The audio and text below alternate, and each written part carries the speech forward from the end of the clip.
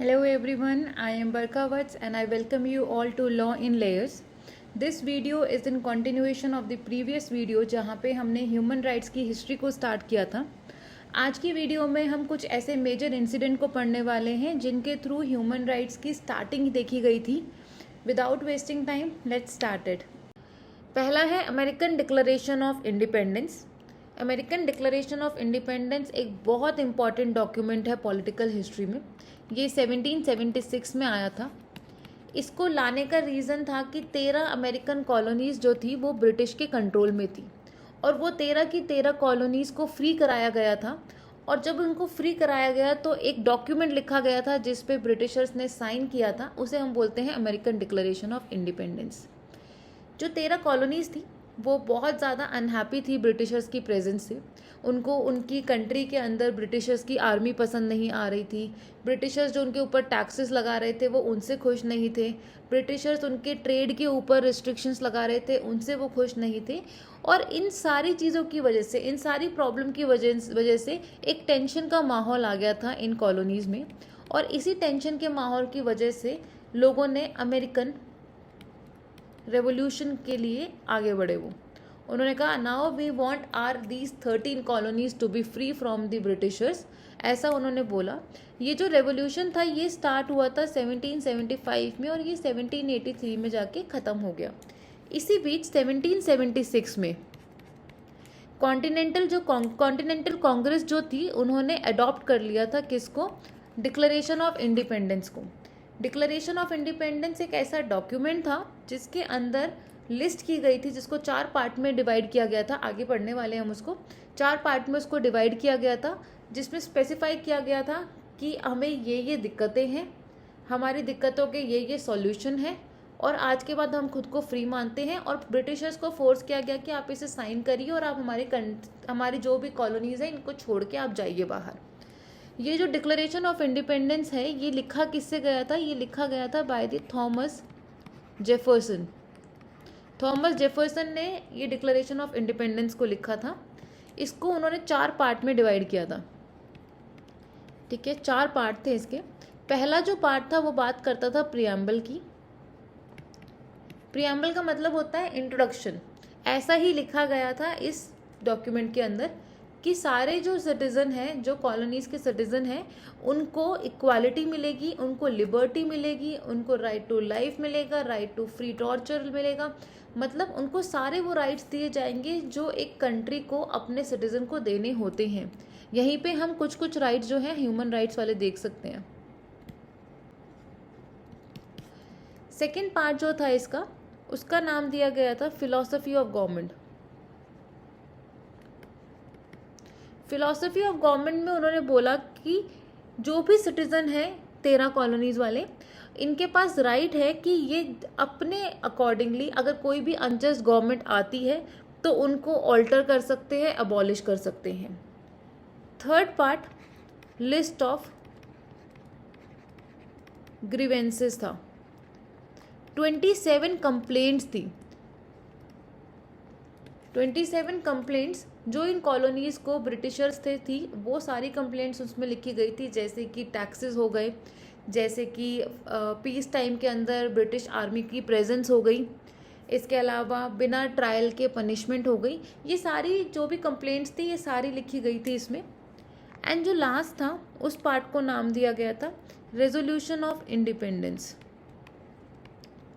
ये conclusion part था.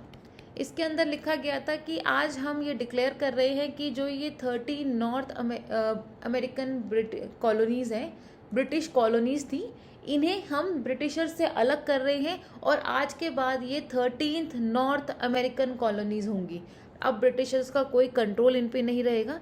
ये बात डिक्लेयर कर दी गई थी. ये सब लिखा गया था अमेरिकन डिक्लेरेशन ऑफ इंडिपेंडेंस में. आई थिंक आपको समझ आ गया होगा. Now let's move to the second document. Bill of rights 1791. ये डॉक्यूमेंट अमेरिकन पॉलिटिकल हिस्ट्री का बहुत इंपॉर्टेंट डॉक्यूमेंट है क्योंकि अमेरिका ने अपना कॉन्स्टिट्यूशन जो था वो 1787 को बनाया था. और जब 1787 में अमेरिका ने अपना कॉन्स्टिट्यूशन जैसे ही लोगों के सामने रखा तो अमेरिकन्स के अंदर एक फियर आया था कि जो उनकी फेडरल गवर्नमेंट है उनके पास बहुत ज़्यादा पावर आ रही है और इतनी पावर आने की वजह से कहीं आगे जाके individual liberty at the stake ना आ जाए। तो इस फियर को ओवरकम करने के लिए जो अमेरिकन कॉन्स्टिट्यूशन में अमेंडमेंट की गई थी, पहली 10 अमेंडमेंट जो थी अमेरिकन कॉन्स्टिट्यूशन की, उसको बोलते हैं बिल ऑफ राइट्स 1791। क्योंकि वो 1791 में अमेंडमेंट की गई थी, इसलिए उसको बिल ऑफ राइट्स 1791 के नाम से जानते हैं। कहता है in the US the first 10 amendment to the US constitution which were adopted as a single unit on December 15, 1791 and which constitute a collection of mutually reinforcing guarantees of individual right and of limitation on federal and the state government is known as the Bill of Rights. The Bill of Rights derived from the Magna Carta, the English Bill of Rights, the colonial struggle against king and parliament, and a gradually broadening concept of equality among the American people. अब जो ये 10 amendments हुई थी, obviously ये 10 amendment किसी previous document से ली गई थी। तो जितने भी ह्यूमन राइट के प्रीवियस डॉक्यूमेंट्स हैं उनमें से, या फिर जो भी पार्लियामेंट और किंग के साथ जो स्ट्रगल चल रहा था वहाँ से जो चीज़ें बाहर निकल के आई थी, उन सब चीज़ों को दिमाग में रख के ये 10 अमेंडमेंट्स की गई थी यूएस कॉन्स्टिट्यूशन के अंडर। यूएस कॉन्स्टिट्यूशन में जो मेजरली 10 अमेंडमेंट जिसको बिल ऑफ राइट्स बोलते हैं, वो 10 अमेंडमेंट सामने लिखी हैं। सबसे पहली अमेंडमेंट थी freedom of religion, speech, press, assembly and petition, protect civil liberties from government interference. Second थी right to bear arms, citizen can keep and carry weapons, obviously absolute is not there, restriction हमेशा होती है। Quartering of soldiers, protection from unreasonable search and seizures, right of the accused, right to a fair trial, trial by jury in civil cases, no cruel or unusual punishment, unenumerated rights and state rights। ये 10 amendments थी जो की गई थी US constitution के under. इसमें paper में आ जाता है कि 7th अमेंडमेंट क्या थी, 9th अमेंडमेंट क्या थी, तो ये 10 की 10 अमेंडमेंट हमें बहुत अच्छे से याद करनी है। Now let's move to the next one. UDHR, universal declaration of human rights 1948, ये एक लैंडमार्क डॉक्यूमेंट है ह्यूमन राइट्स के लिए। आज के टाइम में जो भी ह्यूमन राइट्स के regarding rules and regulation internationally draft की जाती है वो यूडीएचआर के थ्रू होती है। इंडियन कॉन्स्टिट्यूशन में एक आर्टिकल है, आर्टिकल 253, जो कि इंटरनेशनल ट्रीटीज़ एंड कन्वेंशंस को लागू करवाता है कंट्री के अंदर। उसी के थ्रू जितने भी कमीशंस बने हैं, एनएचआरसी, एनएचडब्ल्यू, ये सब यूडीएचआर के थ्रू ही अपनी पावर लेके आए हैं। यूडीएचआर की नीड देखी गई थी आफ्टर थी वर्ल्ड वॉर 2। जब वर्ल्ड वॉर 2 हुई थी तब बहुत खून खराबा, तब ह्यूमन राइट्स का वायलेशन देखा गया था और उस टाइम पे बहुत स्ट्रॉन्ग अर्ज उठी थी कि हमें ह्यूमन राइट्स को प्रॉपरली ड्राफ्ट करने हैं, फ्रेमवर्क बनाना है एंड उनको प्रोवाइड करना है इंडिविजुअल को, जो कोई उनसे किसी भी हाल में नहीं छीन सकता है। तो United nation commission on human rights ने ड्राफ्ट किया आपका, और इसको यूएन जनरल असेंबली ने 10 दिसंबर 1948 को अडॉप्ट कर लिया था आपके यूडीएचआर को। जो ये डिक्लेरेशन है यूडीएचआर में, तो डिक्लेरेशन कभी भी बाइंडिंग नहीं होता, ये नॉट बाइंडिंग होता, ये बाइंडिंग नहीं होता है। तो यूडीएचआर आपका लीगली बाइंडिंग नहीं है, but morally and political standard के अकॉर्डिंगली ट्रीटीज़ को और बहुत सारे कॉन्स्टिट्यूशन को इन्फ्लुएंस कर देता है, लेकिन आपके ऊपर प्रॉपर बाइंडिंग फोर्स नहीं रखता है। ये कहता है यूडीएचआर एक माइलस्टोन डॉक्यूमेंट है ह्यूमन राइट्स में, जिसको ड्राफ्ट किया गया था by the representative with different legal and cultural backgrounds from all regions of the world. The declaration was proclaimed by the United Nation General Assembly in Paris on 10 December 1948 as a common standard of achievement for all people and all nation. It set out for the first fundamental human rights to be universally protected and it has been translated into 500 languages। तो UDHR को 500 से around languages में translate किया गया हुआ है और ये एक फंडामेंटल ह्यूमन राइट डॉक्यूमेंट बन चुका है। UDHR is a document that act like a global road map for freedom and equality, protecting the right of every individual everywhere. Work on the UDHR began in 1947 with a drafting committee composed of representatives of wide variety of countries, including USA, China. The drafting committee was later enlarged to include representatives of Australia, France, Soviet Union, UK. बहुत सारी different country के लोगों को बिठाया गया था कि भैया आपके अकॉर्डिंगली क्या क्या ह्यूमन राइट्स होने चाहिए वो बताइए एंड ऐड ऑन कराइए। The declaration outline 30 rights and freedom that belongs to all of us and that nobody can take away from us. The right that were included continue to form the basic of international human right law. Today, the declaration remain a living document. It is the most translated document in the world. तो आपका जो UDHR है, universal declaration of human right, इसमें 30 articles हैं। 30 articles आते हैं UDHR के अंदर, जिसमें फंडामेंटल राइट्स आ जाते हैं, फ्रीडम ऑफ पीपल के राइट्स आ जाते हैं, और ये वो राइट्स होते हैं जो आपके साथ हमेशा रहते हैं। आप जब पैदा होंगे और आप जब मरेंगे तब तक आपके साथ ये सारे राइट्स रहेंगे। आप इंडिया में रहिए, USA में रहिए, चाइना में रहिए, ये राइट्स को लेके आप ट्रैवल करते हैं।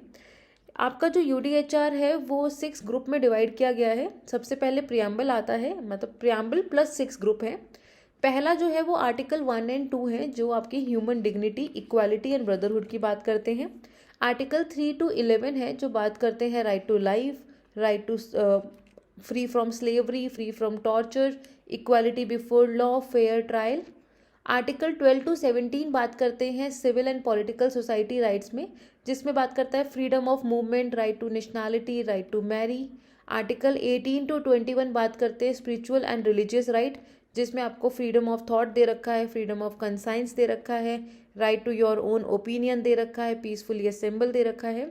आर्टिकल 22 to 27 ये बात करते हैं social, economic and cultural rights के बारे में। They include the right to work, right to rest, right to have a decent standard of living. And the last जो आर्टिकल 28 to 30 है, ये वो आर्टिकल है जो ऊपर के सारे आर्टिकल को बाइंड करते हैं। ये रिमाइंड कराते हैं कि कोई भी राइट आपको विदाउट ऑब्लिगेशन नहीं मिलता है। अगर आपको कोई भी राइट मिल रहा है तो उसके साथ आपको ड्यूटी भी मिलेगी। तो साफ साफ आपके आर्टिकल 28, 29 एंड 30 आपको बताते हैं कि आपके पास ड्यूटी है कम्युनिटी की तरफ, आपको अपनी ड्यूटी परफॉर्म करनी है टूवर्ड्स द कम्युनिटी। इसके अलावा आपको UN प्रिंसिपल्स को फॉलो करना होगा। ये सारी बातें आपके UDHR में लिखी गई हैं। Now let's move to the next one. National Human Right Commission 1993, ये नेशन लेवल पे है। ये इंडिया के अंदर कमीशन को हम लाए थे, जिसने ह्यूमन राइट्स के लिए लॉज, रूल्स एंड रेगुलेशंस बनाना स्टार्ट किया था। इससे पहले वाली जस्ट स्लाइड में हम UDHR के बारे में पढ़ के आए हैं, universal declaration on human rights. UDHR जो था वो एक डिक्लेरेशन था, जिसके से उसका लीगल बाइंडिंग फोर्स नहीं था। तो उसी के थ्रू बहुत सारी इंटरनेशनल ट्रीटीज़ या इंटरनेशनल कोविनेंट्स लाए गए थे, जिनके थ्रू उसको बाइंडिंग किया गया था, जैसे कि ICCPR, international covenant on civil and political rights, international covenant on economic, social and cultural rights. ये सारे बाइंडिंग फोर्स के साथ आए थे, क्योंकि ह्यूमन राइट्स को बाइंड कराना, उनको लीगली लोगों पे लगवाना वॉज दी नीडेड, उसको बहुत ज़्यादा ज़रूरत थी उसकी, वॉज नीडेड। तो इसलिए उसको लीगली बाइंडिंग के लिए इंटरनेशनल ट्रीटीज़ लाई गई। जब कभी भी हम इंटरनेशनल ट्रीटीज़ या रूल्स एंड रेगुलेशन के थ्रू किसी भी कंट्री के अंदर कुछ भी चीज़ लाते हैं तो कॉन्स्टिट्यूशन प्रोविजन के थ्रू आता है। जैसे इंडिया का आर्टिकल नंबर 253, जो आर्टिकल 253 ऑफ इंडियन कॉन्स्टिट्यूशन है, वो साफ साफ बोलता है कि इंटरनेशनल ट्रीटीज़ या इंटरनेशनल कन्वेंशन के थ्रू अगर हम अपनी कंट्री में कोई बॉडी का फॉर्मेशन कर रहे हैं, कोई रूल्स एंड रेगुलेशन लेके आ रहे हैं, तो हम उसको आर्टिकल 253 के थ्रू लाएंगे। तो UDHR को मान के हमने अपनी कंट्री के अंदर नेशनल ह्यूमन राइट कमीशन को इस्टेब्लिश किया था। ये इस्टेब्लिश हुआ था under the protection of human rights act 1993। अगर कोई भी बॉडी अगर अपनी इस्टेब्लिशमेंट लेके आती है किसी एक्ट के थ्रू, तो हम उसको स्टैट्यूटरी बॉडी बोलते हैं। तो इसका मतलब आपका जो NHRC है वो एक स्टैट्यूटरी इंडिपेंडेंट बॉडी है, जिसका क्या काम है, जिसका काम है कि वो इन्वेस्टिगेट करेगा ह्यूमन राइट्स के वायलेशन को, वो रिकमेंड करेगा डिफरेंट रूल्स एंड रेगुलेशन, जिससे हम ह्यूमन राइट्स को अच्छे से लोगों तक प्रेजेंट करा सकते हैं, किसी का ह्यूमन राइट वायलेशन ना हो। लोगों में अवेयरनेस फैलाने का काम होता है कि आपकी क्या ह्यूमन राइट्स आपको पता होना चाहिए। इसके अलावा वो एक एडवाइजरी वाला रोल भी प्ले करता है और बहुत इम्पॉर्टेंट होता है राइट्स को, डिग्निटी को प्रोटेक्ट करने की किसी भी इंडिविजुअल की, बहुत इंपॉर्टेंट रोल प्ले करता है नेशनल आपका ह्यूमन राइट कमीशन। अभी हम इसको इतना डिटेल में नहीं पढ़ रहे हैं, क्योंकि इससे जस्ट नेक्स्ट वीडियो जो हम लाने वाले हैं कमिंग वीडियोस सीरीज़ में, उसके अंदर हम NHRC को, NHW को हम बहुत डिटेल में पढ़ेंगे। जो भी नेशनल ह्यूमन राइट कमीशंस हैं for women, for SC, for ST, हम उन सबको बहुत डिटेल में पढ़ने वाले हैं। इसका एम है प्रोटेक्ट करना ह्यूमन राइट्स को। इसका हेड ऑफिस न्यू दिल्ली में है एंड 10 दिसंबर को हम ह्यूमन राइट डे मनाते हैं। बस अभी के लिए इतना ही, इसको बहुत डिटेल में हम नेक्स्ट वीडियो में पढ़ेंगे। आई थिंक आपको ये लेक्चर समझ आया हो। अगर आपको ये वीडियो पसंद आई हो तो please like share and subscribe this channel. Thank you so much.